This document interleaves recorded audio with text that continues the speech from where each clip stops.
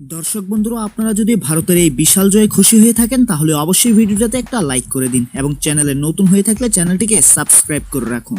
সিরিজের প্রথম টি-20তে ভারতের কাছে হেরে অজরে কাঁদলেন বাংলাদেশের অধিনায়ক নাজমুল হোসেন শান্ত। বরুণ চক্রবর্তী এবং অর্শদীপ সিংকে নিয়ে কেঁদে কেঁদে একই বললেন শান্ত। শোনার পর আপনার পায়ের তলার মাটি সরে যাবে। শান্তের বয়ানের সম্পূর্ণ ভিডিও আপনাদের দেখাবো, তবে তার আগে আপনাদের কি মনে হয় এই সিরিজ কে জিতবে, ভারত নাকি বাংলাদেশ? নিচে কমেন্ট করে আমাদের জানাতে ভুলবেন না।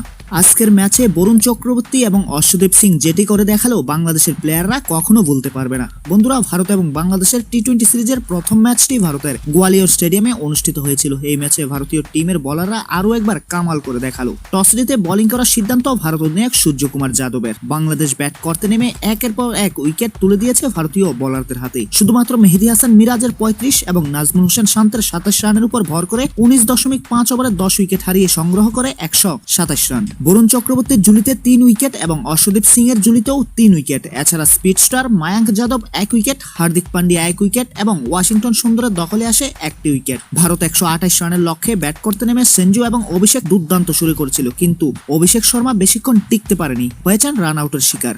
শেষ পর্যন্ত সেঞ্জু স্যামসনের 29 রান এবং পান্ডিয়ার 39 রানের ইনিংসে ভর করে 11.5 ওভারে 3 উইকেট হারিয়ে পৌঁছে যায় 132 রানে।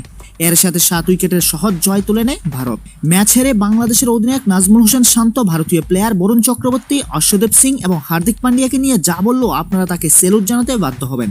ম্যাচ হেরে তিনি তার বয়ানে বলেছেন, এই হারটাকে আমি কিভাবে ব্যাখ্যা করব, মুখের ভাষা খুঁজে পাচ্ছি না। আজকের ম্যাচটি আমরা হেরেছি আমাদের ভুলের কারণে। আমাদের ব্যাটাররা ভারতীয় বোলারদের সামনে দাঁড়াতেই পারেনি। অবশ্যই ভারতীয় বোলাররা ভালো বল করেছে এবং প্রশংসার যোগ্য। পরবর্তী 2টি ম্যাচে অবশ্যই ভালো করার চেষ্টা করব। শান্তর এই কথাগুলি বলার সময় তার চোখের দিকে তাকানো যাচ্ছিল না।